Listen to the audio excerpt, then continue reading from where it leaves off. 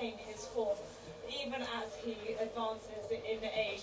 Looking at his feet, he's obviously got some interesting shoeing going on there, a little bit of extra coverage around the front of his hooves, and I think he's got three-quarter shoes on as well. He might be one of those that just clips himself on the inside there, but you cannot count him out even at the age of 9.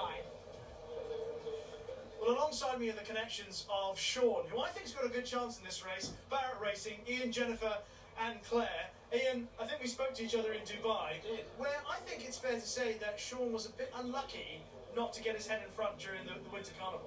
Absolutely, you know, he came second, and his best run was the last one on turf, when if he hadn't got checked, he'd have won. I think it's pretty clear on that, and we'll see today. Everybody else has been distracted by Safi Osborne just arriving. Yeah. Jennifer, if I could just ask you a very quick question about the chances of Sean today, and do you think there's a winning chance? Possibly. Well, I hope it's more than possibly, because I've backed him already. Yeah. So is Jennifer, so... Oh, good. I mean, obviously all legal to bet. And Claire, you know, he's one of the outsiders here.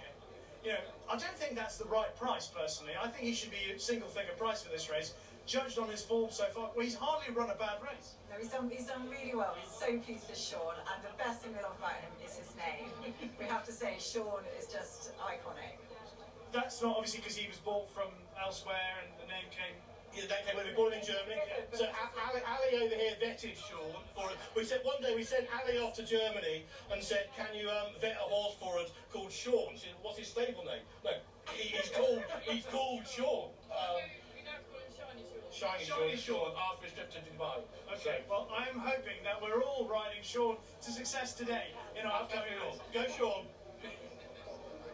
I didn't want to leave the paddock without having a look at Royal Scotsman, because he's somewhat of an enigma, because I think he's very talented. He was third in the Guineas of last year, and yes, that hasn't worked out to be the best Guineas ever, but I think they've had really high opinion of this horse, to the extent that they started him this year in the Lockenge, the Group 1 Lockenge, and he was beaten 25 lengths there, despite positive reports from the stable coming into it. They're persisting with him at this distance, which part of me thought they might have dropped him down in trip, because looking at him, he is solid, isn't he? He's got really good muscle in the shoulders, hindquarters, and maybe he would appreciate a step down, but the trainers think this is his trip. Epsom might suit him with the downhill nature of the finish, but keep an eye on him, because I'm sure there's more than we've seen. Yes, Ryan Dubai was 12 to 1 this morning. Also very popular in the exchange. You can see a packed betting ring behind me for the Betfred Diamond Stakes. 7 to 2 each of 2 Highland Avenue, and then Besta Regal Reality is 4 to 1. Now 7 to 1 from 12 to 1. Ryan Dubai bought on the Tour Whirlpool on the exchanges and here on track. So here they head to post, led by the grey Highland Avenue, who's run well, of course, in this race before. And what a horse in behind, Jason. How would you sum up last year's winner, Regal Reality? Yeah, well, if you were to go through all of his form, there hasn't been many a season where he hasn't picked up a good listed Group 3 race, that sort of performer. And I remember last season they didn't expect him to win. This is him, isn't it? Right character, he's a right so-and-so. That's why I'm getting a lead down to the start from Highland Avenue. Brian obviously said to Will, come on, let me just tuck him behind you and I'll go as far as I can. And then he's got there, that's why he's smiling. He's thinking, oh no, I've got to get off and lead him the rest of the way. Bit of an old character, sweating up, but he does that. Ability, isn't he? He's got loads and loads of ability, and he'll just stand there now and probably say, right, I'm not going any further. And then Ryan will say, come on, and he'll go. He does this every time. Love listening to the jockeys as well. Imagine what Will Buick's saying to him there, and I imagine Jamie Spencer in behind will have his say as well. Hurry up, Ryan, he's saying. They'll be walking down the hill now. Regal Reality. Won last year, he's won 5 Group 3s in total. Be the first 9-year-old to win it. He's still got a fair way to go. How far is Regal Reality from you, Mick? He is a little way, actually. He's just taking his time to come on Ryan Moore as ever, never in any rush. I just want to show you Besto here. You can see this horse who wears a hood for the first time. Now this is almost camouflage. Look at the way they've got the hood to literally match the horse's colours. I showed you the ears, which are padded on all those red hoods. Those brown ones are padded as well. But it's a really, really neat way of covering it up. can hardly tell that he's got that hood on, can you? It is the first time that he's got that on, and it could bring about some improvement, but he's pretty unexposed, this horse, Investor. He's only had 6 starts in his career so far. He's a 4-year-old. This is him in action. Where does he stand, do we think? I really like him. I think he'll take a huge step forward for this, because he was a bit keen. That's why he's got the hood on today. He looked fine in it going down to the start, and he actually looked a bit chunky still. And I think from what I've seen on when he had a look at him in the paddock from Chesterfield all the way down to the start, he looks like he's tightened up massively for it. So I think he'll take a big step forward. I think he looks great today, really well. Fair to say Royal Scotsman at his best would win this easily, but are we starting to give up on him or not? Well, literally pulling the cart. You know, if you're saying you're forgiving a horse one bad run, do you remember after he went over to the Irish Guineas, didn't he? And he started a red-hot favourite. You know, he's Yeah, but based on what? He was third in potentially quite an average I don't think he stays in line, to be honest. Oh, look at the negativity coming out from the Scotsman. I like it. He's a good-looking horse, and I look at him and I think, oh, he's like a stocky, sprinter, speedy type. And then I just don't. I always have my reservations last season about him, and I still do. I don't think he's an out-and-out stayer. A little bit further than a mile today as well. So They took him up, didn't they, after Royal Ascot, I think, because he had a bit of bone bruising and they gave him a good break. And I think there was a lot of confidence about him coming back in the Lockage. I know that was top-level Group 1 race, so he is down in grade today. Maybe he'll be able to use the speed coming down the hill. Epsom might be a plus, but I wouldn't be surprised to see him back down in distance in the future. Highland Avenue and Investor locked together as 72 joint favourites at the moment. It's Epictetus. I thought this horse was interesting. He won the blue ribbon here, didn't he? So he's got form here. Might take a step forward from reappearance. There are the joint favourites. Last year's winner at 4-1. Royal Dubai's clipped into 6-1. Royal Scotsman 17-2. 10-1. Epictetus for sure. Silver Soul's the outsider. Royal Dubai is the one of these changes that is popular. Regal Reality defends his title from last year. Richard. Yeah, he's a quirky old character, is Regal Reality, but he put it all together last year. Epictetus tried to anticipate the start there, and they're off and racing into the Diomed. Royal Scotsman is out swiftly and has the early advantage in the pink and green colours. Epictetus was a little bit short of room once they left the starting stalls, as Highland Avenue is on the rails in 2nd place. The second of the greys is Silver Sword, the dark on the outside of Sean, moving forward to sit in 2nd place. Sean now back in 4th. Besto's yellow jacket on the outside of Epictetus, and the last two are now Royal Dubai. Held up is Regal Reality as Royal Scotsman under a change of tactics in the lead, but at the moment he's just a little bit keen on the front end. In 2nd place we have Silver Sword ahead of Highland Avenue, and Sean races in 4th place. Besto is in 5th on the outside of Epictetus. Royal Dubai and Regal Reality. So having stoked the coals early, Royal Scotsman now just trying to be settled out in front by Jamie Spencer. Has the lead from Silver Sword on the outside of Highland Avenue. 4th place as they prepare to turn towards the straight is Sean. The outside of Epictetus, who's made ground on the inside of Besto, Regal Reality and Royal Dubai. So it's Royal Scotsman who leads them up the home straight. The advantage is still over a length from Silver Sword. Highland Avenue's got a gap in which to operate. Epictetus is looking for one.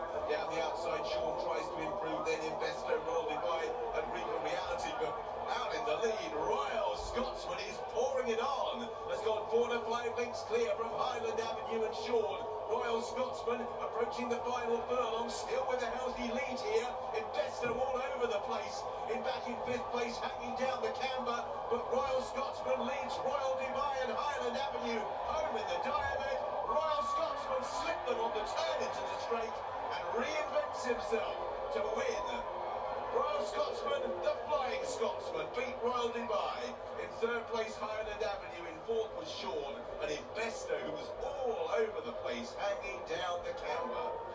Well, it's been a long time for Royal Scotsman to finally confirm the promise he showed as a young horse. He holds entries in the Queen Anne, that's a mile, July Cup 6, and Sussex Stakes at a mile, so they were still debating exactly where they were going to rekindle the fire. But it burned brightly. Royal Scotsman took a while to settle.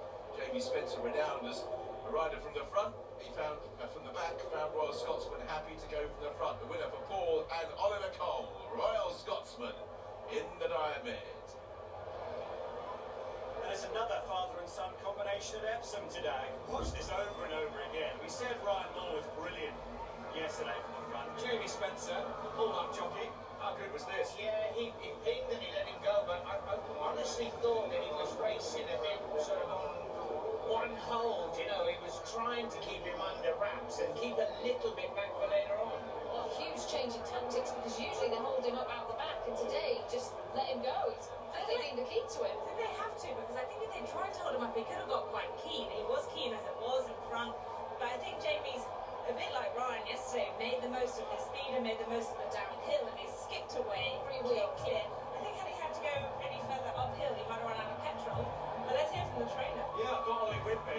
You're back in business, aren't you? Yeah, it's been quite a long journey. The plan was always to go out in front today, and we're really chuffed to have him back. Was the plan always to go from the front like that? Yeah, always. We've done a lot of stalls work in the last 10 days or so. Put a Monty Roberts rug on him and got him straight in the lockage. What we found, we saw his head was getting cocked when he was coming out the stalls. And the Monty Roberts and going forward has just sorted it all out. Fantastic, well done. Go and greet your winner. From ninth in the lockage to first in the Diamond. Well done to you and your dads. Let's hear from the man on board. I think he enjoyed that, Rishi. I think he will have enjoyed that, Jamie. First of all, just your reaction to the performance. And were you at all surprised when you got to the first pole how easy and how far clear you were? Well, when you get to King's Cross Station, you're bored as a passenger. That's exactly what it was. Well, this is a horse that I know you've thought a lot of. The Coles have always thought a lot of him. Is this the real Royal Scotsman today, then? Yeah, ground is important. Got his toe in today. And, Mr. Cole's out a long time. I was dubious. He said, just let him jump wild. And he said, if you can just get him to prick his ears. But he didn't. He just basically, for half a mile, he had a run on me. And he told me not to restrain him. And he pricked his ear just before the turn in. So I thought, when they do that, they're actually taking a breath. And handicap those screens though going on the straight. I kept having a peek and I was like, oh lovely, it's still a few lengths clear. Well, congratulations. Well, here's Dr. Jim. Jim, this will be an emotional success because this horse has always promised so much. Yeah, well, today is good. We always know he's a very, very good horse. You believe Jamie thought that basically what happened was he fought him with his head for 3 furlongs and then the horse backed the dummy up and just stopped. Paul Cole's trying to come in here, Jim, because we were saying on the opening show that this could be a sprinter, and you were just saying, well, basically how wrong we were. Did I? I used to criticise you. No, you're right. I'm happy to take criticism. Well, it's you. What's your backside here, Paul? But the change of tactics, Paul, was key today, yeah? They're just going to take the winning photos. Change of tactics today, Ollie. Yeah, we've done a lot of stalls work with him at home. In the lockage he came out and his head was cocked. So in the last 10 days he's been in 3 or 4 times. We've got a Monty Roberts on, so we found he was shaking behind, getting a bit nervous, and it's gone forward, and it's just amazing to have such a good horse back. I feel this is a really emotional success for everyone, because in some ways you had this horse, and we weren't the only ones thinking this was a sprinter. Almost everyone in racing thought Royal Scotsman was a sprinter. Just what day did you decide we'll go front running rather than hold him up? Well, pretty much straight after the lockage, but you know, the Racing Post rang me yesterday and asked for a quote, and I refused to give them a quote because sort of talking about it, he's got to do it. It's just such a relief. Everyone at home works really hard. You're all over there writing every day. It means so much to everyone. And from going forward, I mean, I still think he could go very well in a sprint, but he's in the Sussex Stakes. Is that sort of the race you look for? Well, we'll have to think about it, but obviously he's got a lot of speed, so 6 furlongs could be a possibility in the future. I just think he's such a good horse. And we'll just quickly try and go back to Paul. Paul, just join us for a very quick word. 33 years after Generous showed everyone he was one of the greatest flat horses in the world. you're back in the winner's enclosure now. Nothing's changed, except me. Probably 80 more wrinkles. But still loving it as much as that. Yeah, of course. Who wouldn't love that? What a treat. What a fantastic thing to happen. Well, I feel this is a very emotional success for everyone, so congratulations for getting it right. He's a very good horse, and just we haven't got the best out of him. Well, you have now. Well done. Especially emotional, this first sort of big race win for the Cole boys since Paul lost his dear wife and Ollie there lost his mum. I'm sure we're watching down enjoying this. And Delano smiles as well. Hugo Neal is his name. Race IQ, Francesca, say he hit 41 miles an hour, 3 furlongs from home. Sprinter, miler. Well, there you go. He's getting quotes for races like the Queen Anne and the Sussex Stakes, but might they be tempted? We've heard there, I think we have to be looking more Queen Anne and the Sussex than the July Cup, which he also hasn't entry for. But I get the impression, Adele, from the trainer that the mile is this trip. I don't know. I think he showed so much speed there. Look, I'm not a trainer, but my initial reaction was bring him back to 7 furlongs. Like he was rapid there. And a mile down the hill at Epsom is a bit different to say a stiffer mile at Ascot. Yeah, well, you're constantly on a bit of a climb, and you don't get that free wheel down the hill. He just won really well. Leave him alone, girls, will you? Just leave him alone. David Blake on the side is mouthing to me, America, America. Got it written all over him, hasn't he? We shall say. I just love. I'm a big Jamie Spencer fan. I love that quote with him at the start. No credit for himself. He says, when you go to King's Cross Nation, you go as a passenger. That's what he said he was. That was the Darman who won the original Derby in 1780. Who's going to win in 2024? This combination will leave no stone unturned. Might it be a remarkable 10th Derby for Aidan O'Brien?